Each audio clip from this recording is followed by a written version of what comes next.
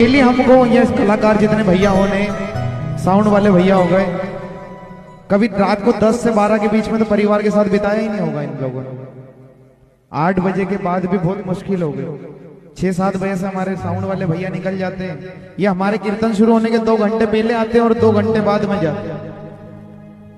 ये आज तो मैं अकेला हूं जो शुरू से आपने मेरे को झेला, नहीं तो ये कलाकारों ने ऐसे कि 5-5 6-6 गायक यहाँ खड़े हो जाते हैं, वो आके बदल जाते हैं। आधे घंटे में 5-5 6-6 गायक चले जाते गाकर, और ये बेचारे भैया उन लगे रहते। इनका समय सीमा कोई नहीं देखता साहब। फिर उसके बाद क्या बात होती है, बोले भैया पैसे दिए बजाओ। अरे उनका भी परिवार, उनके माँ बाप भी घर पे इंतजार करते कि बच्चा आ जाए तो हम आराम से सोएं। मेरी मम्मी भी इंतजार करती है कि कब ये आएगा, और मैं बोल देता हूँ कि हाँ मम्मी आ गया, तो फिर मम्मी को नींद आती है।